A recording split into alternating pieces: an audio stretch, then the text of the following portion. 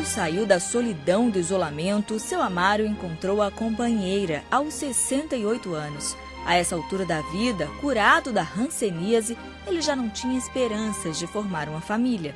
Dona Josefa pensava igual. Viveu isolada do mundo por 17 anos. Histórias idênticas, não fosse por um detalhe. Ela nunca teve a doença. Eu sofri muito.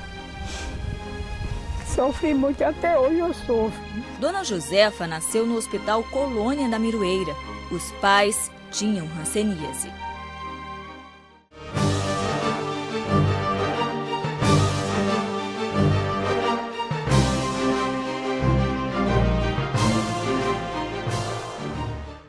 Era para este lugar que as crianças sadias, filhos de pernambucanos portadores da hanseníase, eram trazidas.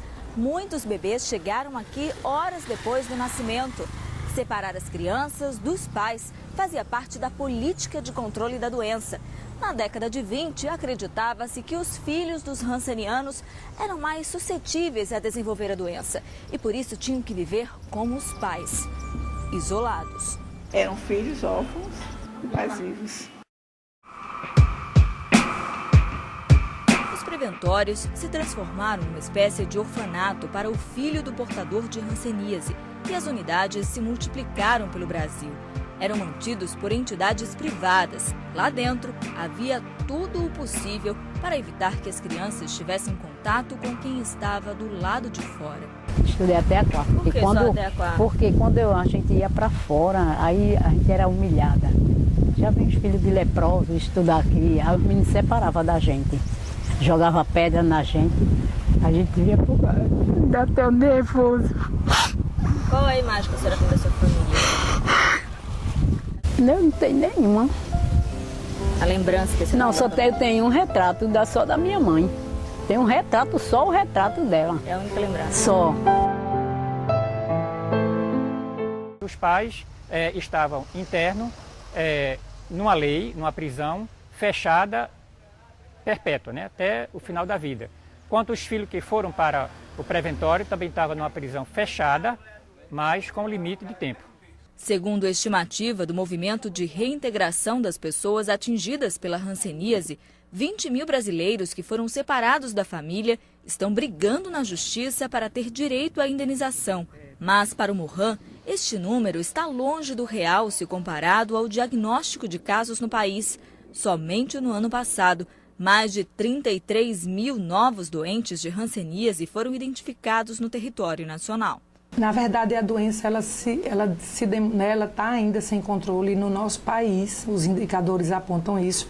E Pernambuco não difere dos demais estados. Pernambuco está entre os 10 estados do país com o maior número de casos de hanseníase. No último levantamento, em 2011, foram registrados mais de 2.600 novos diagnósticos. A cada 100 mil habitantes, 30 têm a doença. O resultado é ainda mais alarmante entre os jovens. Num grupo de 100 mil, 12 têm hanseníase. Este é o quinto maior coeficiente do país. E isso demonstra que essas crianças elas estão expostas a uma carga bacilar muito grande, ou seja, elas estão convivendo com pessoas que têm a doença, que não foram ainda diagnosticadas, não estão em tratamento e que estão disseminando essas doenças para ela. O tratamento é de graça e está disponível nas unidades de referência e postos de saúde. Hoje em dia, o paciente pode manter uma rotina normal, porque o contágio cessa nas primeiras semanas de uso dos medicamentos. Dependendo do grau de evolução da hanseníase, o doente fica curado ao fim de 6 meses ou de 1 ano.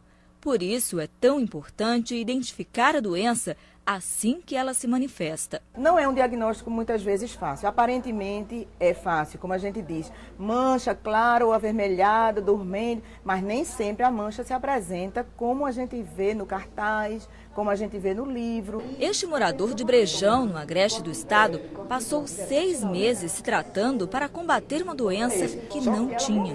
Disse que podia ser um impinge, mas aí passou uma medicação e passou uma pomada, depois passando em cima. né?